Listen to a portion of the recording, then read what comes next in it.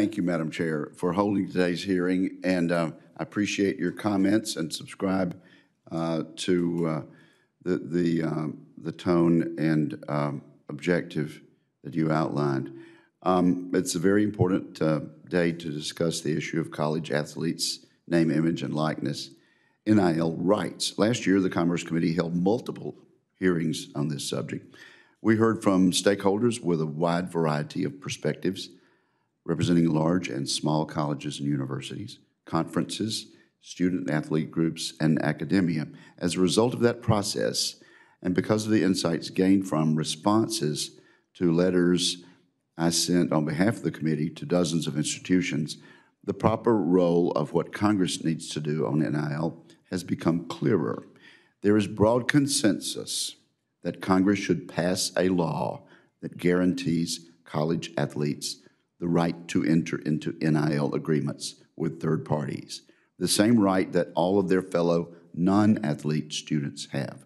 Such a law should have guardrails in place to prevent pay-for-play schemes and to safeguard student athletes from being taken advantage of by unscrupulous actors.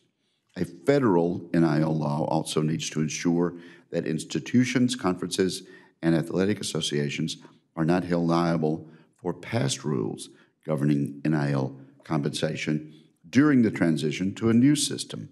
And it should be preemptive of state law, creating a single national standard providing the same rights and protections to all student athletes across the country. For my part, I sought to take the first steps towards such a law when I introduced the Collegiate Athlete Compensation Rights Act late last year. This Congress, I credit Senator Cantwell for moving quickly to start negotiations on a bipartisan path toward NIL legislation. And time is of the essence because the Senate Commerce Committee has certainly not been the only body taking up the NIL issue.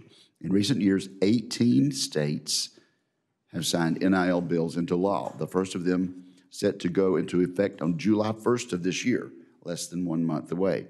After that date, some college athletes will be able to avail themselves of opportunities related to their name, image, and likeness, and some will not. Schools and programs in some states will be able to gain a recruiting advantage under these new laws, and some will not. One of those state NIL laws will be going into effect in my state of Mississippi, and I'm glad to know that student athletes at Ole Miss, Jackson State, MSU, Southern Miss, and other institutions will not be completely disadvantaged.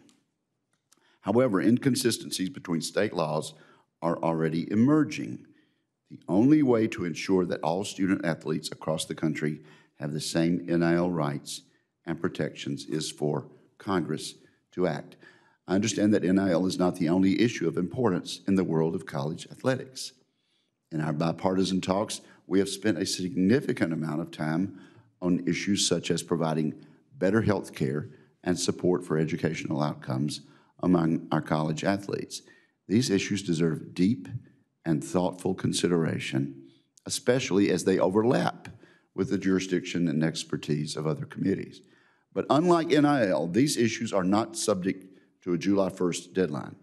Based on our discussions, I believe we can reach consensus on a focused bill addressing NIL on a much faster timetable. To that end, I expect the testimony of today's witnesses will be quite helpful. I look forward to discussing with each of them the latest developments on the NIL issue and the need for federal legislation. Thank you, Madam Chair. Thank you, Senator Wicker, and thank